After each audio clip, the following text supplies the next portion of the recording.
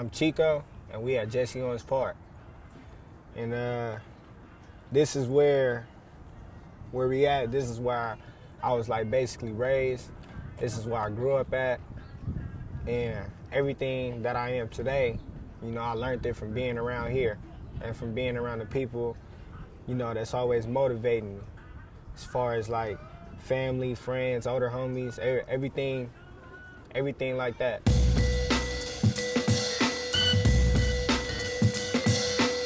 To see somebody that I love get hurt or to see anything happen to him, my mindset, you know, it wasn't on no police because the police around here is dirty. So it ain't like they go do anything anyways. So shit turned into retaliation, and these people that I came around every day, people that I've been around every day, looked out for me. If I ain't had nothing, they gave me something. If I know something, they told me something. Up over here, I learned more. I learned what's right and wrong than I could say anywhere else. Like, you know, some of us is put in positions to where, you know, mom's is doing bad, mom on drugs, or dad is like, you know, he there, but he ain't really there. So, you know, you'll ask for some type of advice, but you know, you wouldn't get like a real answer. It'd be like, you know, go do what you want to do or anything like that.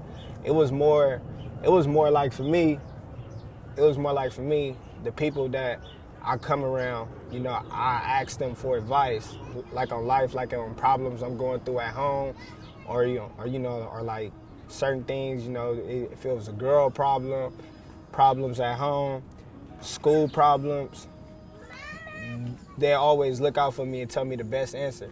The smartest thing I ever learned, or the smartest thing that someone like ever told me, they told me to let the world play out, and you go see, you know, who you hate and who you love and stuff like that.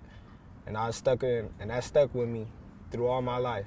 And it's funny because as the world started playing out, you know, and you hang around certain people and you get close to them and you get attached to them, and you know they there for you and stuff like that, looking out for you, and you see them get hurt, and then you see a whole different side of you come. And then, you know, and you just picking up off of everything that you see. I don't necessarily mean you're a follower. It just means that the opportunity presented itself and you didn't walk away from it, you just took it. Ninth grade, I'm at Locke. Checked in a Locke, checked out a Locke, and then went to Centennial. Were you a little apprehensive about going to Centennial High School since it's a predominantly Piru school in the West Side Piru neighborhood? No. Everybody up over there know me. Everybody, as far as like around that area, from the anthems to the West Side Pirus, know me. I played football at Anthems Park all my life. So it's like I kind of grew up over there with them. I got kicked out of Centennial. For bringing a paintball gun to school. Now, what led to you bringing a paintball gun to school? That's a kind of unusual thing to do. I was just looking for different things to do at school because we'd be bored. We'd be bored, brought the paintball gun to school. Sometimes shoot at each other with the paintball gun. So then after you get kicked out of Centennial, where do you go? Sent me back to Locke. Went back to Locke, and the football coach from Locke took me out of that school to Rancho Dominguez. And I went to Rancho Dominguez for a little bit, then got kicked out of there, and then went back to Locke.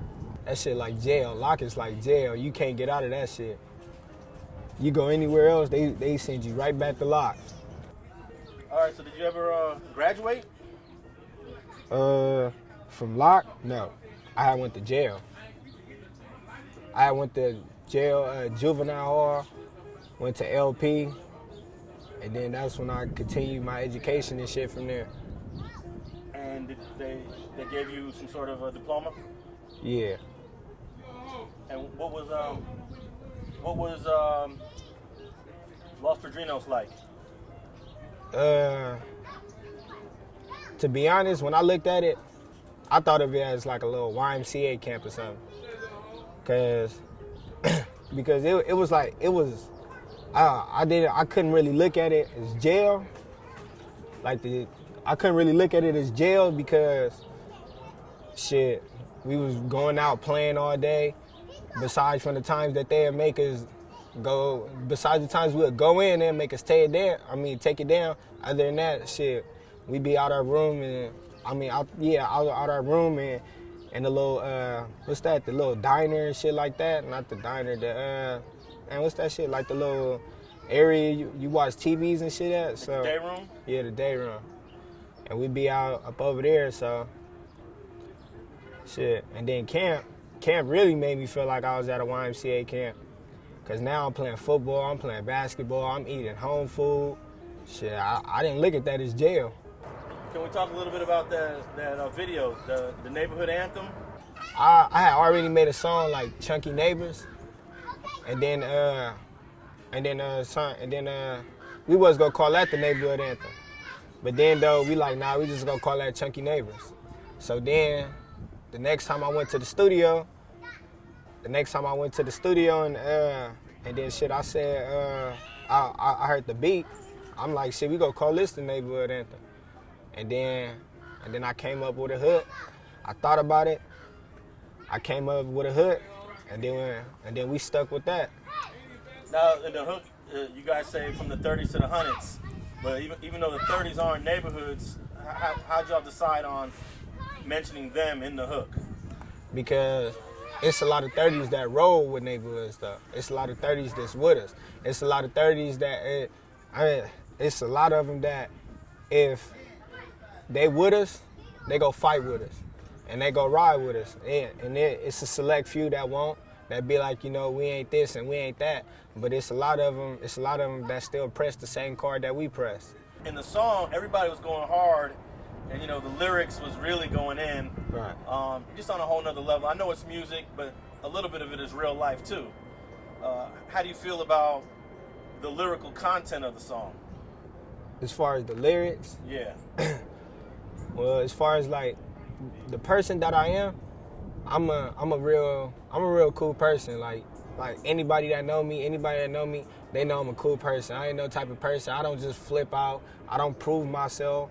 I don't want nobody to prove themselves to me. I don't get extra with nobody. I'm not that type of person. But then on the other hand, for people that don't know me, and for people that got a problem with me and they don't know me, then that's when they see a different side of me. Because this is the area that I'm from or that I grew up, then they press a problem. And when they press a problem, it don't shut me down, it just flare me up. And so it just becomes a big problem. And other than that, I ain't no type of extra out person or nothing like that. I'm a nigga, a real cool person. I don't like be super hard. I don't act super hard. I don't do all of that. Nah, that ain't me. The video has been getting a lot of local news attention. Right. And it came across my desk. I checked it out and was like, oh, this thing bumped. But do you want to talk about how that video was all over the news a couple of weeks ago and the situation that led up to that? Mm-hmm. I don't want to talk about that. Okay. Let's see. And if you don't want to answer this next question, that's cool too. People are going to ask me why I didn't ask. But it's known that there's a white dude that hangs out in the neighborhood. How does that come about? A dude that didn't grow up over here by Jesse Owens Park that ends up being affiliated. I